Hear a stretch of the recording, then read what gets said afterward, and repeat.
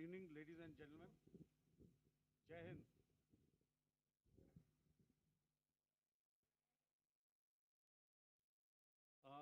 Welcome to this special press conference on Operation Sindoor. We will begin with opening statements by the three senior officers to my right here, who have been directly overseeing operations during Operation Sindoor.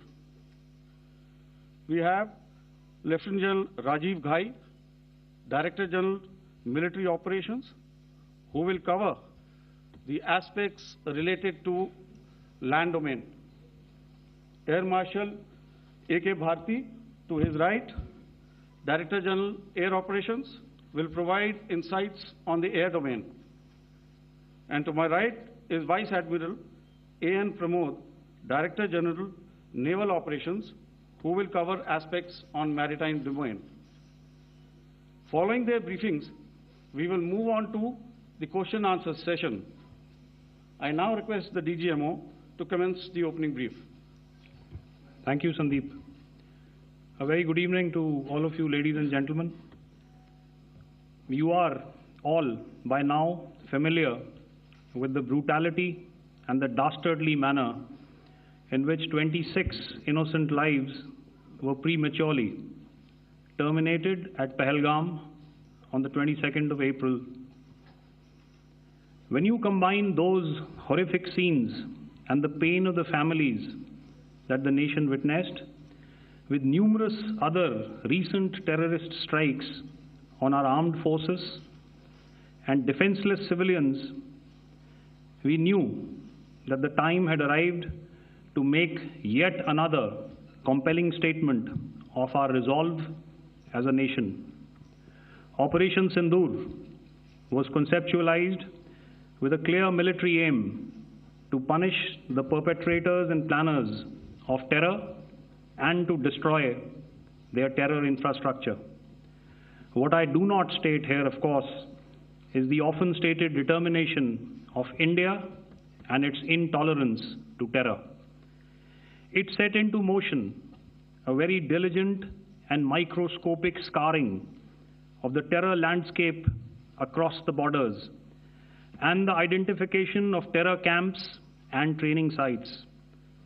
The locations that emerged were numerous, but as we deliberated more, we realized that some of these terror hubs were now bereft of any presence and had preemptively been vacated, fearing retribution from us. There was also a term of reference and our own binding, self-imposed restriction to target only terrorists and thus prevent collateral damage. There were 9 camps that you are now all familiar with, which were confirmed by our various intelligence agencies to be inhabited. Some of these were in POJK, while there were others that were located in the Punjab province in Pakistan. Nefarious places such as Muridke, the hub center of the Lashkar-e-Taiba, has over the years bred infamous characters such as Ajmal Kasab and the likes of David Headley. What followed was a careful scrutiny of each of these sinister locations, their layout, configuration, even the type of construction in each structure, and the terrain obtained around these.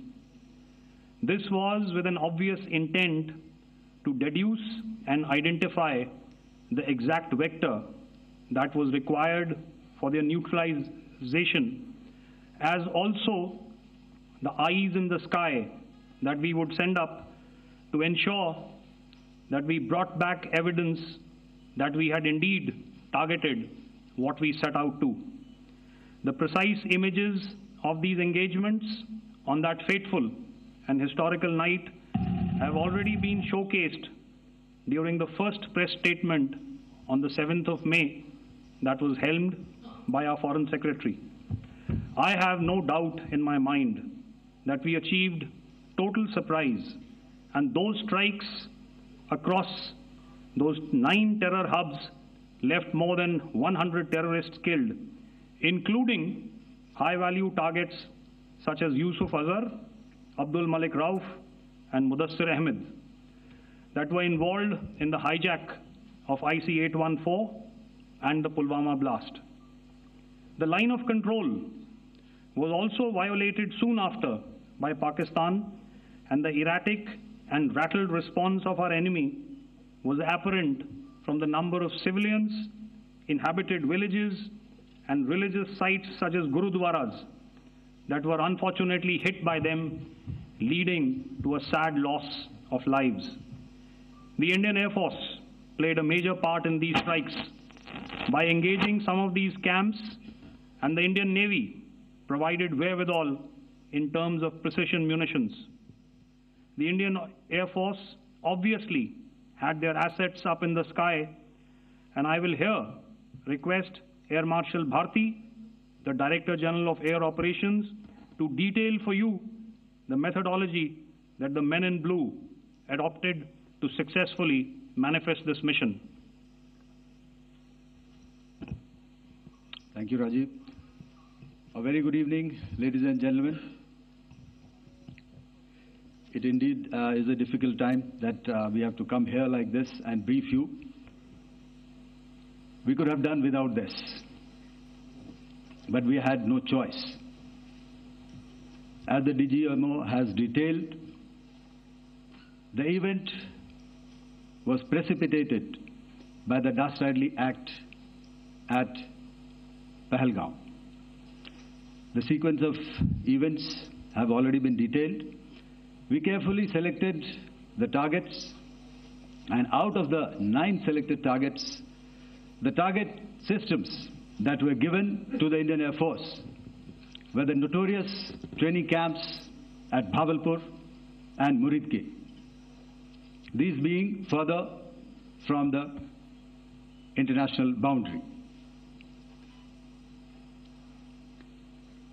Through critical target system analysis, we analyzed what was to be done to annihilate these targets and plan to engage these targets with precision air-to-surface guided munitions so as to avoid collateral damage.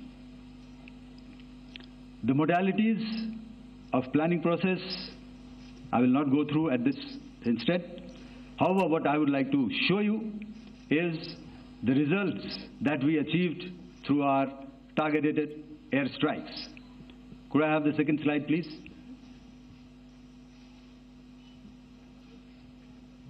Yeah, change, please.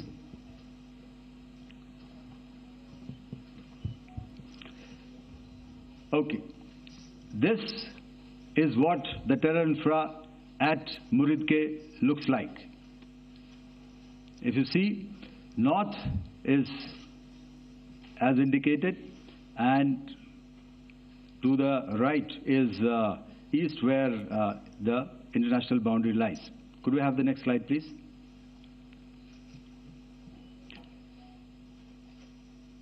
Orientating. Just go back to one slide. Okay.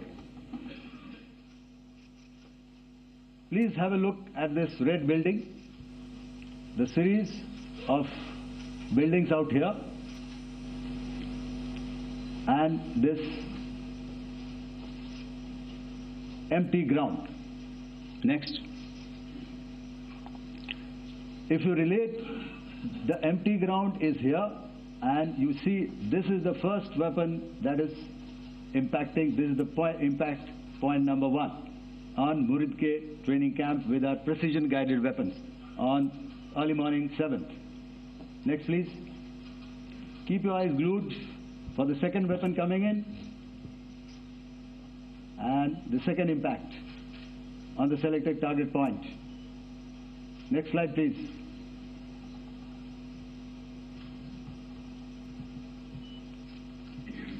Third weapon, third impact. Continue. and fourth weapon, fourth impact. So through these targeted and precision targeting, we addressed the target at Muridke, which was the terrain infrastructure. Can you hear me? All right. Okay, I'll come closer to the mic. Now we go to the next target, which is the Bhavalpur training camp. Next slide, please. Okay, just wait. So the effect, if you see, the impact point, if I can point out, this is the impact point. The ammunition has gone through the roof and it has created a blast inside, the photographs of which you would have, all of you would have seen. And the red building, after that there was this double-story building. It has been completely decimated by precision targeting. Next, please. The target system, which was in the north, a series of buildings. I'll show you how it looked. Next. Completely destroyed by our precision targeting. Next.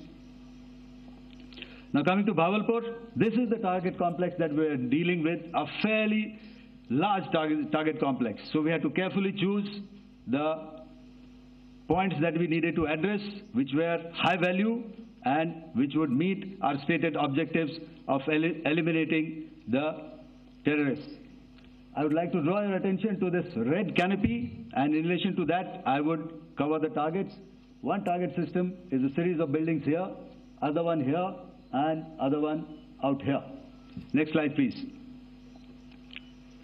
This is how it looked before, and this is how the building looked after the impact of the weapon. And orientation in relation to this red canopy, you can see here.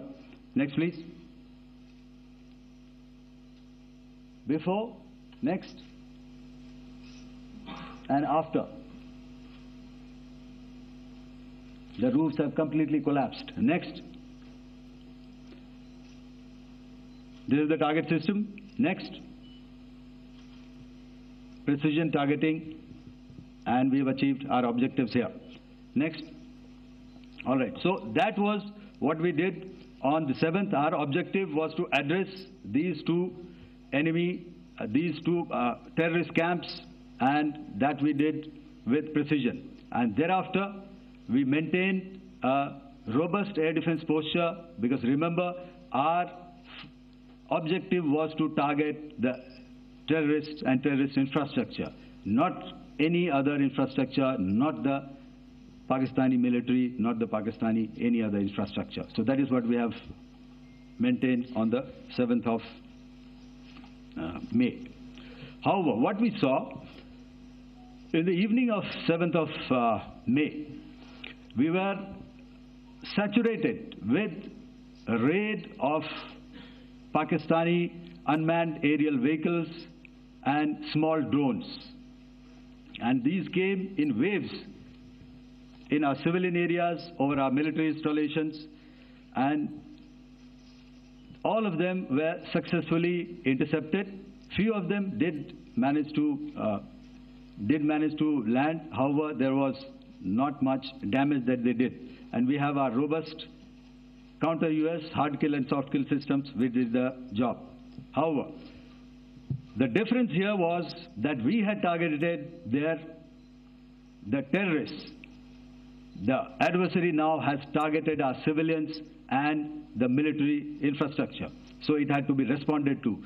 So in a quick and calibrated response, that very night, we struck their radar installations at Lahore and close to Gujranwala, the LYT installation, to indicate to him that we are ready, yet we do not want to escalate. Our fight was with the terrorists and not with the Pakistani military establishment. Thank you. Thank you, Air Marshal Bharti. So, ladies and gentlemen, he's outlined operations not only on the night of 6th and 7th of May, when Operation Sindoor commenced, but also on the subsequent night. being well aware and familiar with the congenital and impulsive nature of our adversary, and even though we did attempt to reach out and communicate our compulsions to strike at the heart of terror to my counterpart in the immediate wake of Operation Sindoor, the request was brusquely turned down, with an intimation that a severe response was inevitable and in the offing. We were, of course, prepared. Operations on the 7th and the 8th, Air Marshal Bharti spoken about. On the night of 8th and 9th of May, they flew drones and aircrafts into our airspace all across the borders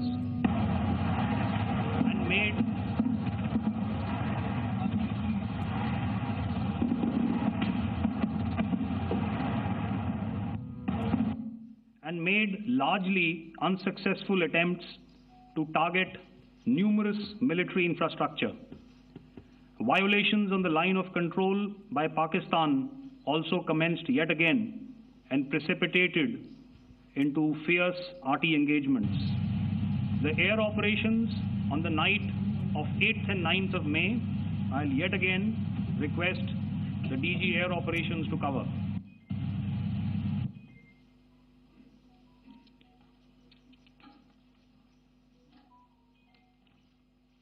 So I just covered what happened on the night of 7th and 8th.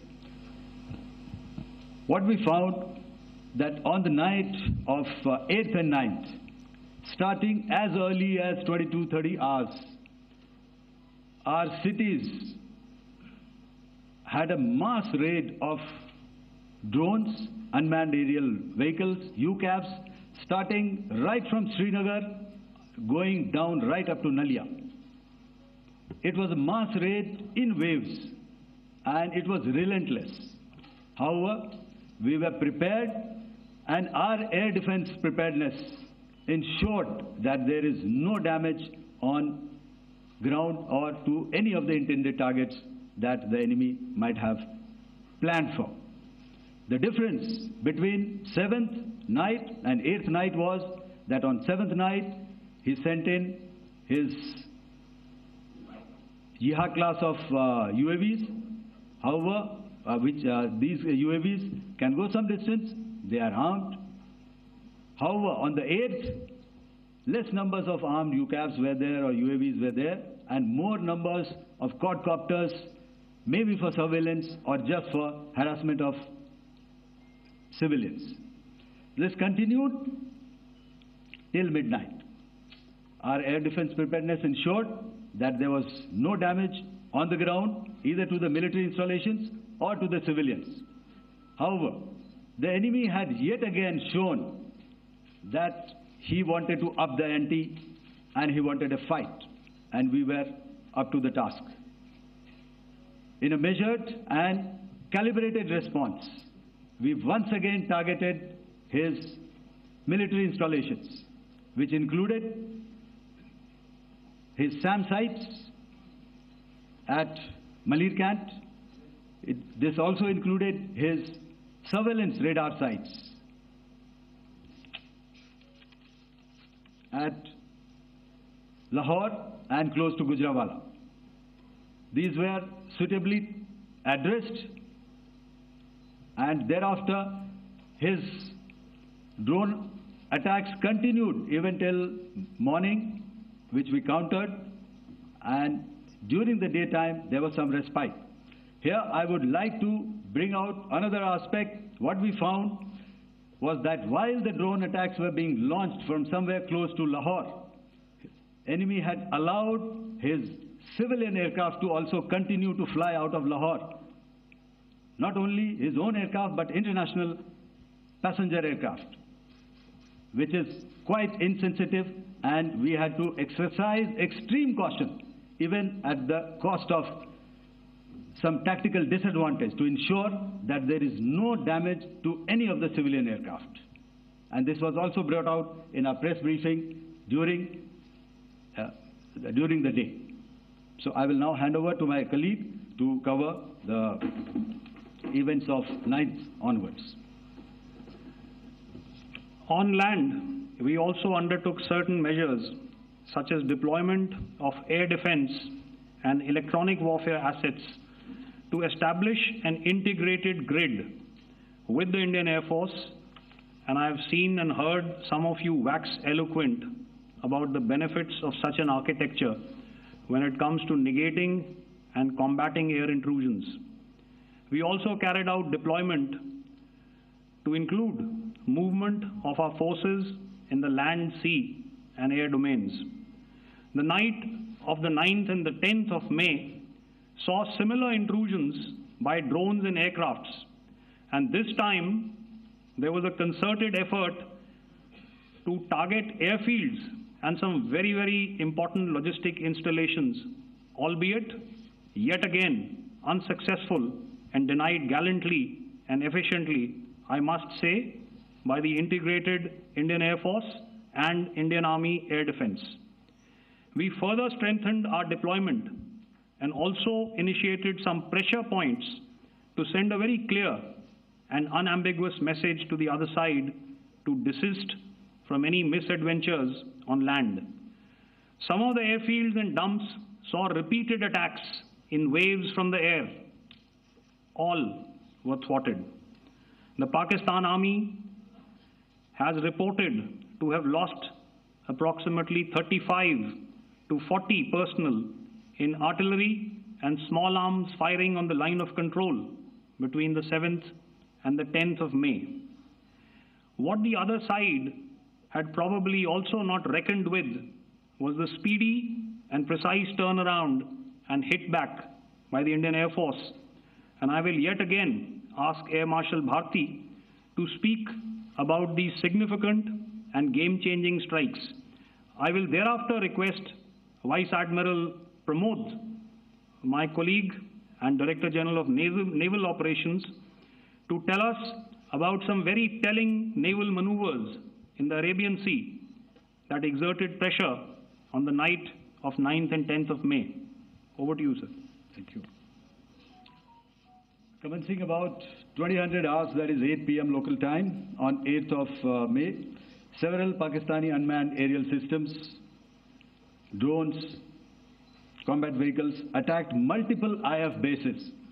These included Jammu, Udhampur, Pathankot, Amritsar, Bhatinda, Nal, Dalhousie, Thois, Jaisalmer, Uttarlai, Falodi, Nalia. These were almost simultaneous and they came in waves. All our AD guns and other systems were waiting for them. All these waves were neutralized by our trained crew using the air defense systems that they have, and also some of them were utilized using our legacy systems like Pechoras and IF Summer, which we have recently acquired. And some were neutralized by the Garud snipers. There was no damage on ground from these incursions and these mass raids, if I could call them, from the Pakistani side. However, following these relentless attacks on our air bases, on our forward positions, and on our civilian targets, this was time to convey some message to our adversaries. And therefore, a decision was taken to strike where it would hurt. And towards that, in a swift, coordinated, calibrated attack, we struck his air bases, command centers, military infrastructure, air defense systems across the entire Western Front.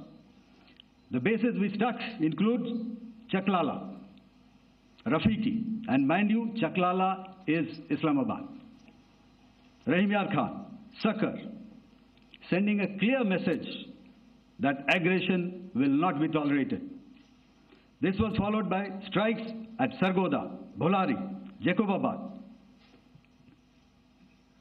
We also struck the C2 centers at Murid, the UAE complex at Murid, Rafiki, radar at Chunia, which I will show you, Rahimyar Khan airfield, and the unmanned combat aerial vehicle hangar at Sakar.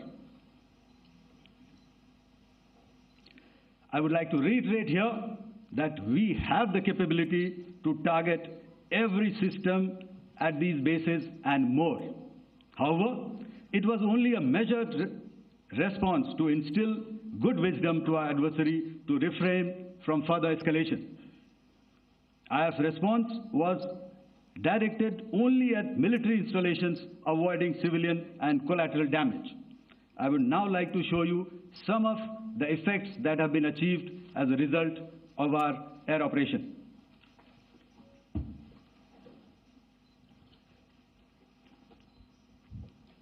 Here is the Pasrur air defense system, if you could see.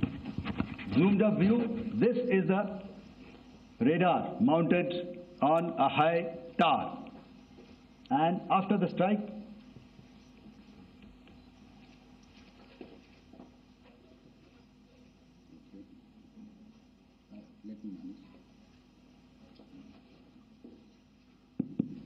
thank you. Can you hear me? Yeah, thank you. And after the strike, this is what has happened. This radar has been taken out, completely burnt. Next slide, please. The Chunia air defense radar, which was taken out on 7th and 8th. This is the radar site. A blown up photograph, once again, on a tower. Not very clear, but what you see very clearly is the after effect after we have struck. The radar head has been completely decapitated. Next slide, please. Arifwala air defense radar. In this complex, you see how it looked before, blown up image, and after really blown up. Next. Now coming to Sargodha airfield. Remember, this is one of their important airfields wherein they have a lot of assets, F-16s, other assets which they keep getting, training institutes. And we have stuck this airfield. It is not, if you zoom in here, then one impact point here on the runway and second impact point of our weapon, precision weapon on the runway. And if you see this blown up repairing going on, same here. Next. Rahimyar Khan. This is the area we have struck. A deep strike out here and one complex here. So this is how it looked before, and same, you see a big crater, another crater here, and this complex, after strike, neutralized. Next. Chaklala airfield, Noor Khan, once again a major air base, a lot of their logistic assets out here. This was the chosen complex that we intended to strike and convey a message. Next slide, please. This is how it looked before, and this is how it looked after our strike. Next. Sakar. We chose the radar site at Sakar. This is the radar site, and after it was struck, this is the aftermath, completely burnt out. Next, please. Aircraft shelter. This is how it looked before the strike, and this is how it looked after the strike. The roof of the buildings completely caved in and burnt. Next. Bolari airfield, aircraft hangar. This is how it looked before, and this is how it looked after the precision strike. Next. Jacobabad, aircraft hangar, and this is how it looked after. Next. So what I'm trying to convey here, ladies and gentlemen, is to start with, Our fight was neither with the Pakistani military nor with anybody else who's there on the other side. Our fight was with the terrorists. We neutralized the terrorists that we selected to be neutralized, and thereafter we only maintained the air defense posture. However, we were relentlessly pounded by waves after waves, night after night, by his UCAVs, by his drones, and by his other unmanned aerial systems. And that left us with no choice but to retaliate, and yet our retaliation was calibrated, it was graduated, and it was proportionate. Thank you.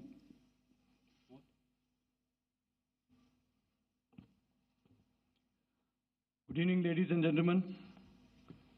In the aftermath of the cowardly attacks on innocent tourists at Pahalgam in Jammu and Kashmir by Pakistani-sponsored terrorists on 22nd April, the Indian Navy's Carrier Battle Group, surface forces, submarines, and aviation assets were immediately deployed at sea with full combat readiness in concert with the Joint Operation Plan of the Indian Defence Forces. You may be aware that we tested and refined tactics and procedures at sea during multiple weapon firings in the Arabian Sea within 96 hours of the terrorist attack. The aim was to revalidate our crew, armament, equipment, and platform readiness to deliver various ordnance on selected targets precisely. Thereafter, our forces remained forward deployed in the Northern Arabian Sea in a dissuasive and deterrent posture with full readiness and capacity to strike select targets at sea and on land, including Karachi at time of our choosing. The forward deployment of the Indian Navy compelled Pakistani naval and air units to be in a defensive posture, mostly inside harbors or very close to the coast, which we monitored continuously. The Indian Navy maintained seamless maritime domain awareness throughout the duration and was entirely aware of the location and movement of Pakistani units. In effect, we had and continue to have good battle space transparency using our maritime domain awareness grid. As you are aware, our response has been measured, proportionate, non-escalatory, and responsible from day one.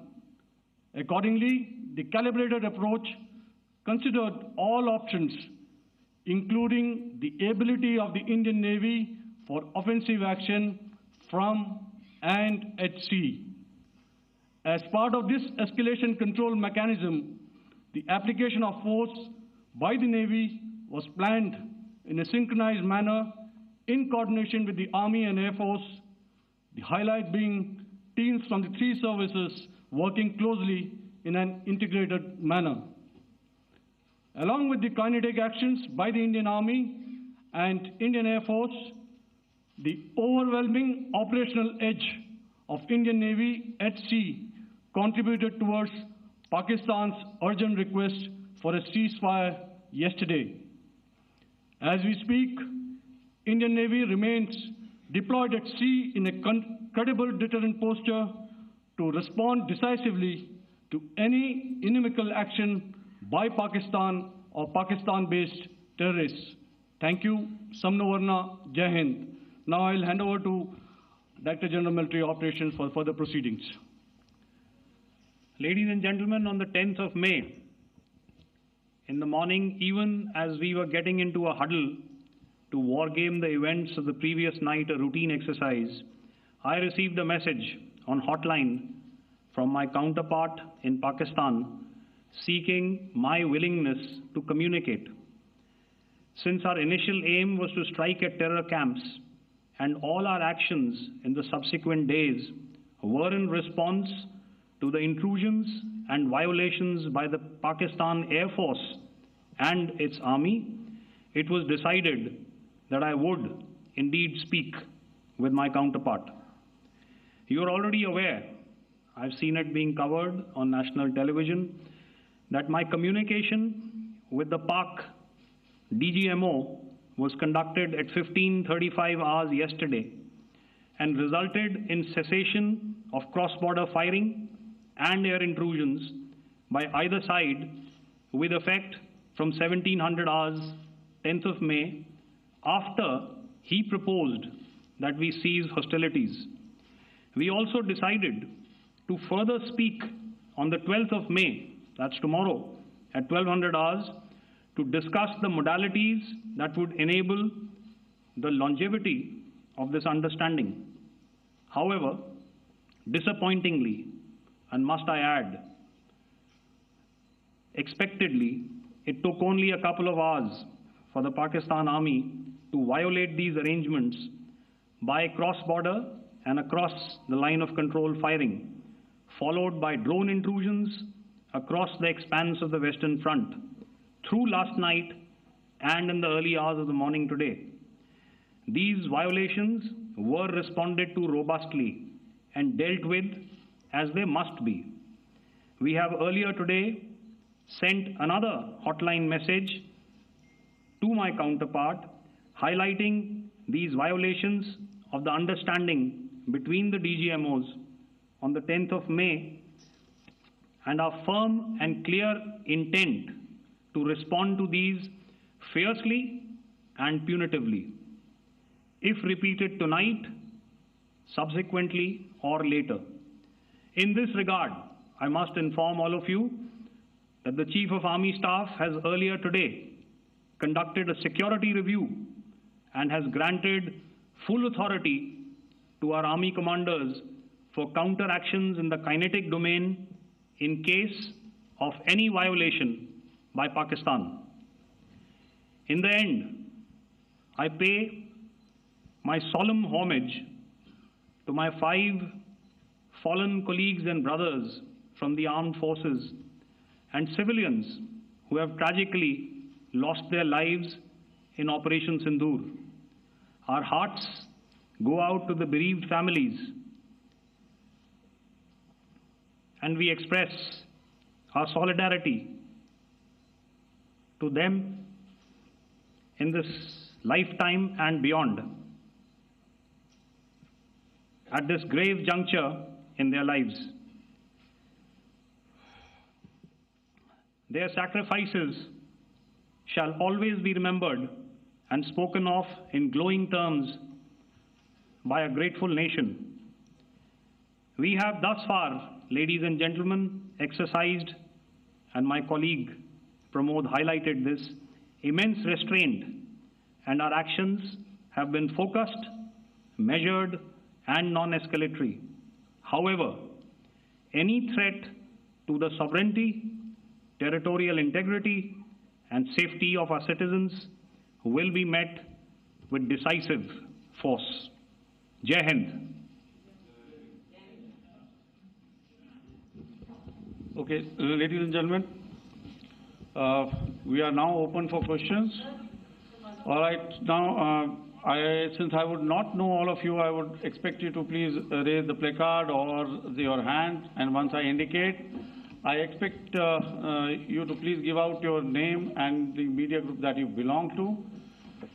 Keep your questions short so that we can take as many questions as possible. Also, ladies and gentlemen, kindly bear in mind that confidential aspects may not be answered by the 3 DGMOs. Right. I've got a lot of hands there. Let me start from the left. Left foot always in front when we start marching. So here we have to the left, okay. Yeah, 238. Hello. So this is Manas Pratimhuyan from PTI, Press Trust of India. So the understanding that was reached yesterday on stopping the military operations and actions, was it for just 3 days? And what would be the cost escalation if there is violation of this understanding by the Pakistani side? And my subsequent question would be that we have a kind of ceasefire agreement with Pakistan that was finalized in 2003. So will there be some kind of similarities in frameworks between the two kind of understandings, 2003 ceasefire agreement and the current understanding on stopping military operations? And again, what are the cost that will be incurring on Pakistan if Pakistan again resorts to this kind of terrorist activities, because we have made it very clear that the cost will be very high. So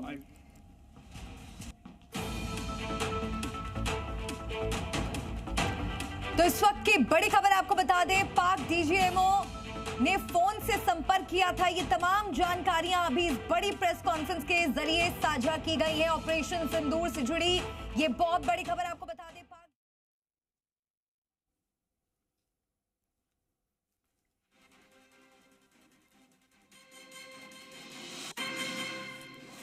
तो देखिए, बड़ी खबर आपको दे दे, पाक DGMO ने हमसे गुहार लगाई, बातचीत की। ये DGMO की ओर से साफ कर दिया गया। पाक DGMO ने फोन से संपर्क किया भारतीय DGMO से। इस वक्त की बड़ी खबर, 10 मई को पाक DGMO ने संपर्क हमसे किया और देखिए किस तरीके से बातचीत हुई थी। पाक DGMO ने डर कर फोन किया था। जिस तरीके से भारत हर हमले का जवाब दे रहा था, हॉटलाइन पर पाक DGMO की ओर से बातचीत का सबसे पहले निमंत्रण दिया गया। पाक DGMO ने किस तरीके से डर के भारत की कार्रवाई से, भारत से बातचीत की सिफारिश की थी और भारतीय सेना ने किस तरीके से बताया है बाकायदा प्रेस कॉन्फ्रेंस कर कि कैसे एक एक टारगेट को हमने हिट किया था। एक एक टारगेट जिस तरीके से हमने प्लानिंग की थी वैसे ही हिट किया गया है। लेकिन आप देखिए कि सीज फायर को लेकर जो पाकिस्तान तमाम बड़ी बातें कह रहा है, उसको साफ तौर पर हमारी सेना की ओर से प्रेस कॉन्फ्रेंस के दौरान ये साफ कर दिया गया है कि पाक DGMO की ओर से फोन आया था भारतीय DGMO के पास बातचीत के लिए।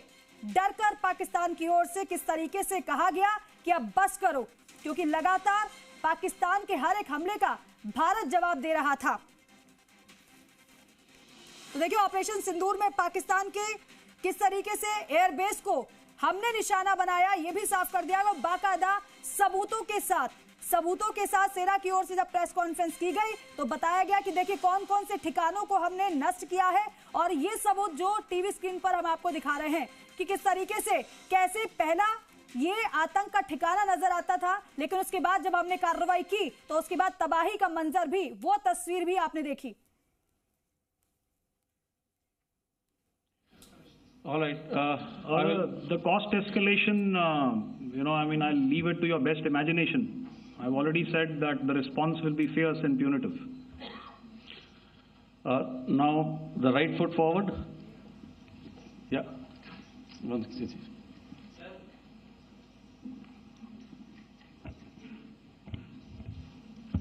Sir, I'm Ajit Dubey from ANI, sir.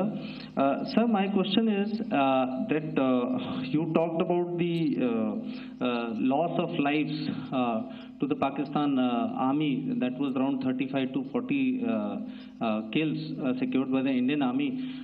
Sir, can you tell us what would be the total loss of life to the Pakistan army in both army and air force attacks, sir? And how good was the performance of the BrahMos, Scalp and the S-400 during the operations? And sir, since we have sir, just one No line, multiple sir. questions, please. Sir, All right. and since sir, we have achieved such a spectacular, we have made good achievements in this entire operation, can we say that we have emerged victorious, or we have a big upper hand over the Pakistanis in this entire conflict? Thank you very much, sir. So I'll answer the question about the loss of lives on the other side. Of course, there are various means to ascertain that number. There is information from various agencies that come in. There are, of course, on the line of control, other ways to find out as to what has been the effect of what you are doing there in ceasefire violations. So therefore, I mentioned 35 to 40 on the line of control, and please remember that once Operation Sindoor was launched, the responses of the Pakistan Army were also on Indian Army or the Indian Armed Forces infrastructure. Let me put it that way. So that's why I did not cover casualties of the Pakistan Army, at least in the initial phases of battle, because those were not our targets. Our targets were terror-oriented, and of course later, once they launched air intrusions and air operations on our infrastructure, we've used heavier weapons, and of course there would have been casualties, but those are still being assessed. The effects of the weapons that you mentioned, I will request Air Marshal Bharti to apprise all of you about those. Good evening, Mr. Sujit. How are you? Ajit. Okay, we're meeting after some time. I never mentioned about any of the weapons that we used. Check. Okay. What I was saying, that I never mentioned of any of the weapons, the caliber that we used. All right, so we leave it at that. Those are matters of operational details which I would not like to go into. But suffice to say that whatever methods and whatever means we have chosen, it had the desired effects on the enemy targets. How many casualties? How many injuries? Well, to start with, our aim was not to inflict casualties, but in case there have been, it is for them to count. Our job is to hit the target, not to count the body bags. And the last part of your question, I wonder if you read out the tweet on ADGPI at midnight once we'd done what we had to in Operation Sindoor. And that's credit to my friend here on the left. Justice has been served, Ajit. That is all that I will say. Ajit, I'll request you to, refrain putting words into his mouth. All right. I'll come back.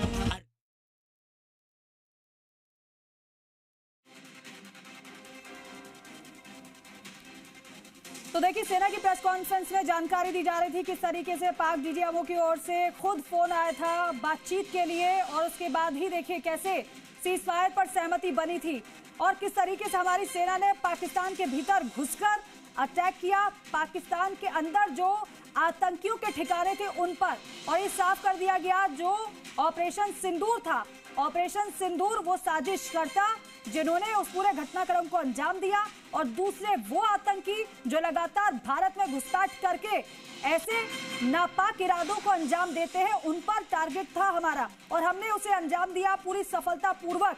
जैसे हमने planning की थी, उस planning के साथ वहीं पर उसी जगह पर अटैक किया जहां पर हमें करना था। इसके अलावा हमने किसी भी सिविलियंस को या आम नागरिक को कोई भी निशाना नहीं बनाया गया, ये साफ कर दिया। और साथ ही साथ ये भी बताया गया इस प्रेस कॉन्फ्रेंस में कि मुरीदगे के टेररिस्ट कैंप पर मिसाइल से हमला किया गया, एयर टू सरफेस तरीके से इन्हें टारगेट किया गया, और हमें ये बताना था किस तरीके से पाक के एयरबेस को जब हमने निशाना बनाया तो हमें ये बताना था कि आपका एयर डिफेंस सिस्टम हमसे ज्यादा दूर नहीं है। अगर फिर से ऐसी हिमाकत की तो इसी तरीके से करारा जवाब दिया जाएगा, ये भी साफ कर दिया गया है।